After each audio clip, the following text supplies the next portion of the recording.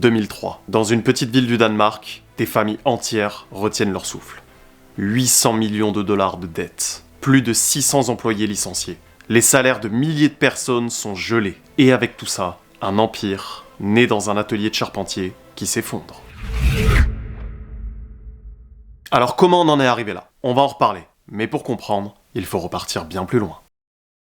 Nous sommes en 1891, au fin fond d'un petit village du Danemark, Filskov. Et là, Olli Kirk Christiansen vient de naître. Alors ce monsieur est le 10e enfant d'une famille de fermiers. Le 10e. Alors autant dire qu'à table, valait mieux se dépêcher si tu voulais avoir à manger. Mais même dans cette famille pauvre, les parents ont une règle sacrée. Tous leurs enfants doivent apprendre à lire et à écrire. Et ça, croyez-moi, c'est déjà un luxe à l'époque. Quand il était petit, Olli gardait les vaches. Mais son kiff ultime, c'est le bois. Mais il adore aussi s'abonner à des chaînes YouTube comme celle-ci. Mais tout ça, c'est une autre histoire. Du coup, je vous disais, il adore le bois. On fait un bond dans le temps et il a maintenant 14 ans. Et à ce moment-là, il part en apprentissage chez son grand frère, Christian Bond, qui est un menuisier respecté, carré, aimé de tous. Et déjà à cet âge-là, Olli prend exemple sur lui. Ensuite, il voyage. Allemagne, Norvège, et même pendant son service militaire à Copenhague, il garde une obsession en tête. Le travail bien fait. Et c'est en Norvège qu'il va rencontrer Hansine, qui est la fille d'un fromager. Et là, tout de suite, c'est le coup de foudre. Ils se marient et en 1916, Olli va acheter une petite menuiserie à Billund. Là, il va fabriquer des portes, des fenêtres, des meubles, enfin, la routine d'un artisan, quoi. Mais avec Hansine, il va fonder une famille. 4 fils vont arriver. Johan en 1917, Karl Georg en 1919, Gottfried en 1920 et Gerhard en 1926. Tout semble super bien parti, jusqu'à ce dimanche de 1924. Hansine et Olli font la sieste, tranquille, et ils laissent 2 de leurs fils jouer dans l'atelier, Karl et Gottfried. Le truc, c'est que dans l'atelier, il y a une marmite remplie de colle qui est sur le feu. Et pour s'amuser, les 2 enfants vont mettre des copeaux de bois dedans. Et là, boum, la colle prend feu, et en quelques minutes, la maison et l'atelier partent en cendres. Imagine la scène, tu te réveilles de ta sieste, et ta maison et ton atelier n'existent plus. Juste de la fumée. Alors après ça, vous vous demandez peut-être, que va faire Olli? Eh bien, croyez-le ou non, pas de crise de nerfs, pas d'abandon, juste ces quelques mots. On reconstruit, mais plus grand. Et résultat, c'est ce qu'il va faire. Il rebâtit une maison plus moderne, un atelier plus grand, et devant l'entrée, il pose 2 lions en pierre. Mais pas pour faire joli, c'est pour dire ici, on est solide. On ne s'écrase pas. Mais l'histoire ne s'arrête pas là, parce qu'en 1929, la crise mondiale frappe. L'agriculture danoise s'écroule, et malheureusement, plus personne n'achète de portes, ni de fenêtres. Olli doit donc virer son dernier employé. Et là, il va se poser une question simple. Qu'est-ce que je peux fabriquer qui ne coûte pas cher, et que les gens vont quand même acheter? Réponse, des jouets. Des yo-yo, des petits camions, des canards à tirer, c'est comme ça qu'il va se lancer dans l'univers du jeu. Vous commencez à comprendre la mentalité du personnage. Chaque fois qu'une catastrophe lui tombe dessus, il y fait face. Et il trouve un moyen d'en tirer quelque chose. Mais malheureusement, il y a des choses qu'on ne peut pas réparer. En 1932, Olli vit le pire drame de toute sa vie. Hansine, sa femme, meurt. Sauf qu'il ne perd pas seulement sa femme, il perd la mère de ses enfants, son pilier, son amour. Et il reste là, seul, avec 4 gamins, qui le regardent comme pour lui dire « Papa, tiens bon ». Beaucoup auraient lâché. Lui, il serre les dents. Il garde le sourire devant ses fils. Parce que s'il tombe avec lui. Franchement, je me retrouve un petit peu dans ce type. Je suis comme ça, moi aussi. Courageux, résilient, un vrai rock, quoi. De quoi tu parles ce matin? T'as pleuré parce que ta tartine est tombée par terre. Tu lui as même organisé des funérailles devant la poubelle. 2 ans plus tard, en 1934, il décide que son entreprise doit avoir un vrai nom.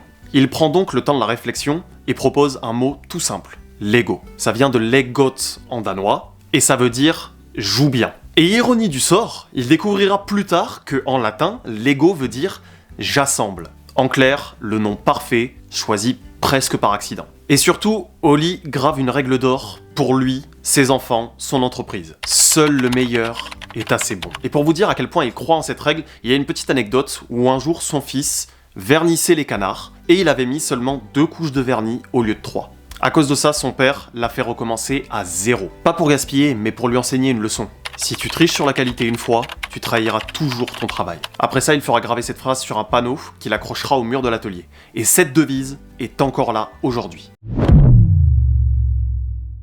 Arrive ensuite cette chère Seconde Guerre mondiale. Le monde est en train de sombrer et à Billund, Olli pense surtout à une chose. Comment continuer à faire tourner son atelier alors que tout manque? Sauf qu'il n'aura pas vraiment le temps d'y réfléchir puisqu'en 1942, un autre incendie va se déclarer. L'usine part en fumée avec tous les jouets en bois qui étaient stockés. Et là, je suis désolé, mais pour moi, ça commence à devenir limite une blague. Et voilà!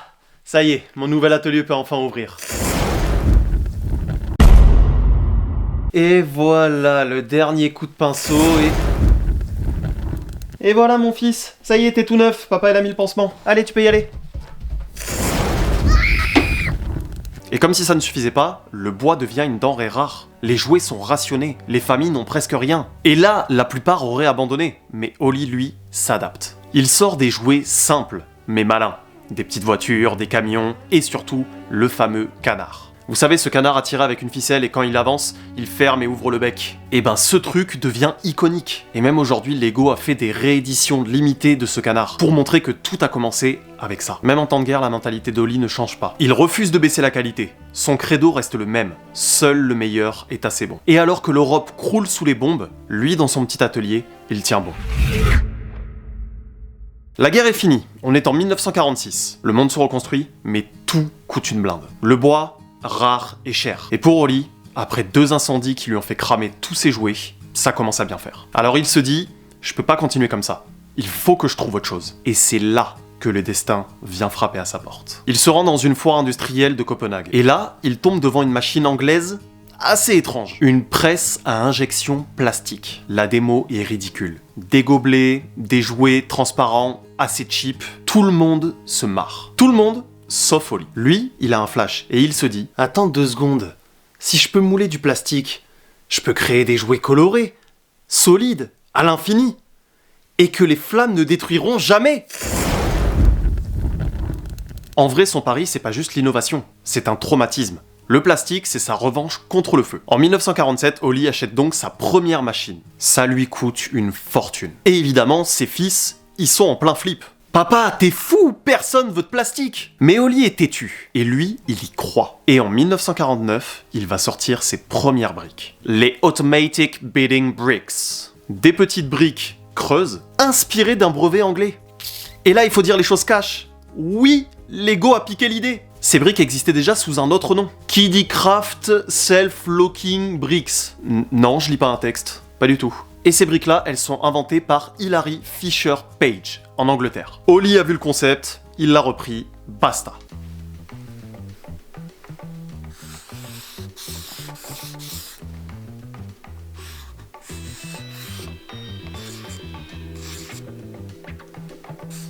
Papa, tu fais quoi? Hein? Non, ne me dérange pas. J'invente un truc qui n'existe nulle part ailleurs dans le monde. Même pas en Angleterre. Sauf que voilà, Hilary Page, c'est un inventeur génial, oui, mais c'est pas un businessman. Ces briques, elles ont jamais percé. Lego, eux, ils vont transformer le plagiat en empire. Bref, les premières briques Lego sortent, et soyons honnêtes, elles sont nulles. Ça tient pas, ça glisse, ça se décroche dès que tu bouges. En fait, les enfants s'agacent plus qu'ils ne jouent. Mais Oli s'en fout. L'idée, elle est là. Mais en attendant, il faut bien faire rentrer de l'argent. Donc du coup, il va lancer des yo-yo en plastique. Et c'est un gros carton, au début. Parce que la mode s'écroule du jour au lendemain. Résultat, il va avoir des montagnes de yo-yo invendus. Mais le Oli, il est pas con. Du coup, qu'est-ce qu'il fait ? Il va scier les yo-yo en 2, et chaque partie, il va en faire des roues pour des petits camions. En gros, c'est le recyclage avant l'heure. Et finalement, en 1953, Oli et Gottfried, son fils, ils améliorent la formule. Ils sortent donc les Lego Murston. Traduction, les briques Lego. Je sais pas si j'ai bien utilisé les guillemets là. Elles sont plus solides, plus colorées, avec pour la première fois le mot Lego qui est moulé dessus. Alors c'est pas encore les briques parfaites qu'on connaît, mais c'est un pas de géant. Et Oli rappelle encore à tout le monde sa règle d'or. Seul le meilleur est assez bon. Et c'est cette obsession qui va pousser son fils Gottfried à avoir un déclic encore plus grand. Parce que très bientôt, sur un ferry du Danemark, il va entendre une phrase qui va tout changer.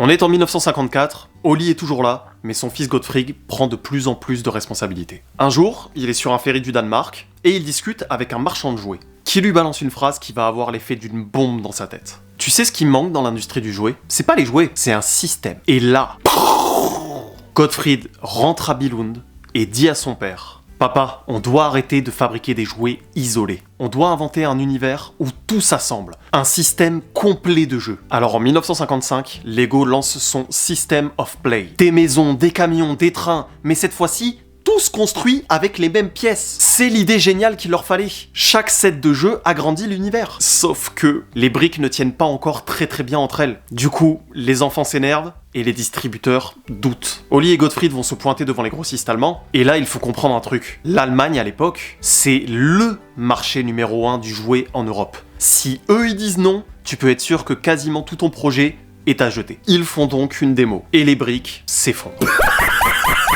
Et le distributeur va leur lâcher un « ça ne marchera jamais ». Bah ouais, pour résumer, les mecs se pointent devant un grossiste avec un produit qui marche à peu près. Tu peux construire plein de trucs et tout un univers, mais au moindre fond mouvement, tout se casse la gueule. Tu m'étonnes qu'ils étaient pas super chauds. Et pendant ces années-là, Lego va survivre grâce au reste de jouets en bois qu'ils ont et les yo-yo transformés en roues. Les briques en plastique, elles, se vendent mal, et de toute façon, les distributeurs n'y croient pas. Mais Oli tient bon, parce qu'il sait qu'un jour ça va marcher. Et ce jour arrive le 28 janvier 1958. Gottfried dépose un brevet pour une nouvelle brique avec des tubes intérieurs. Et pour la première fois, ça s'emboîte parfaitement. C'est la naissance de la brique Lego moderne. Comme quoi, pour que les choses s'emboîtent bien, faut juste mettre son tube à l'intérieur. Mais le destin est cruel. Parce que quelques semaines plus tard, le 11 mars 1958, Oli Kirk Christiansen décède à l'âge de 66 ans. Il ne verra jamais le succès mondial de son invention, et il s'éteint juste après avoir laissé à son fils la pièce qui allait tout changer.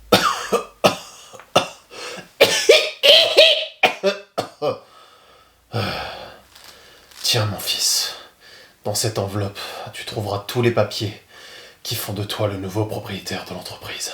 Oh papa, merci infiniment, Et merde. Mais quand Oli disparaît, il laisse quand même à son fils 3 héritages. Une devise, seul le meilleur est assez bon. Une brique, la brique Lego moderne qui est maintenant inchangée depuis plus de 60 ans. Et une mission, faire de Lego un empire. On est en 1960 et Oli est mort depuis 2 ans. Son fils Gottfried dirige donc seul Lego. Et il va démarrer très fort. Avec un nouveau désastre. En 1960, un incendie ravage à nouveau l'usine où sont stockés tous les jouets en bois. Des milliers de jouets sont détruits et la presse locale titre « Encore un incendie à Billund ». Ah d'accord, quand il disait qu'il me léguait tout, c'était vraiment tout en fait. Il déconnait pas. Monsieur, on a terminé de construire la nouvelle usine.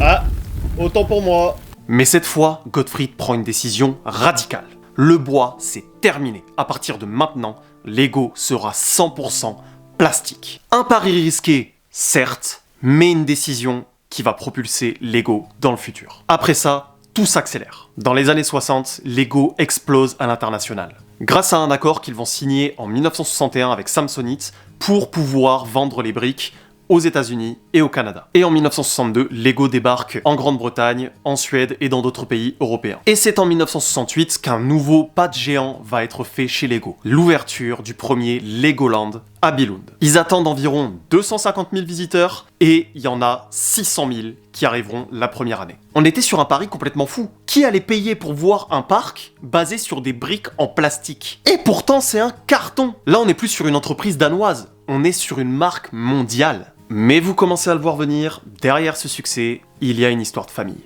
Je vous le fais rapidement, Gottfried, il a 3 enfants. Son fils aîné, qui est désigné pour être l'héritier de Lego à cette époque-là, Kjeld Kirk Christiansen, qui est né en 1947, et aussi une fille, mais qui est beaucoup plus discrète. Et c'est là que tout bascule. En 1969, un autre drame va arriver. Le fils aîné de Gottfried meurt dans un accident d'avion privé au Danemark. Et c'est un choc terrible parce qu'il devait reprendre l'entreprise un jour. Et malheureusement, ça s'effondre. L'héritier prévu n'est plus là.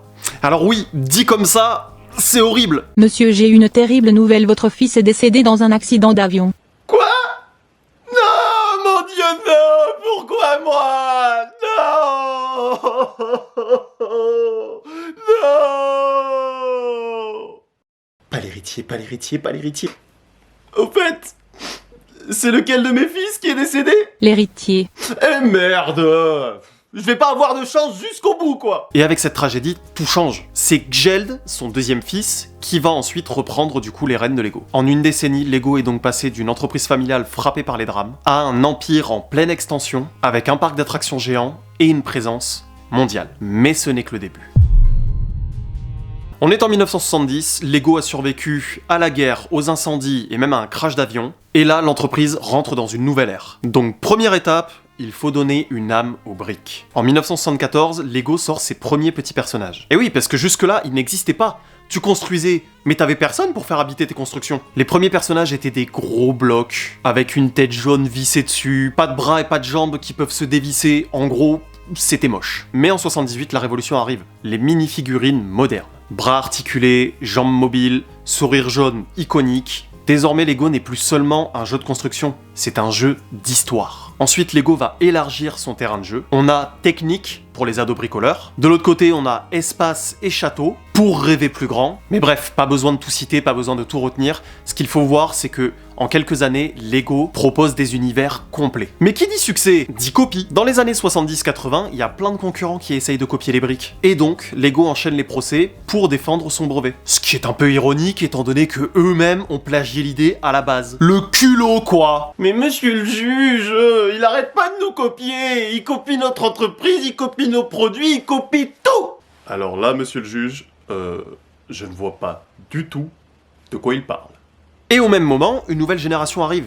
Gjeld. Ça y est, il entre enfin officiellement dans l'entreprise. C'est lui qui va pousser Lego à devenir une marque planétaire. Avec pub moderne, catalogue de rêves, et bientôt les premières licences. Mais attention, quand on appartient à la famille Christiansen, un drame n'est jamais loin. Nous sommes donc dans les années 90, et Lego est partout.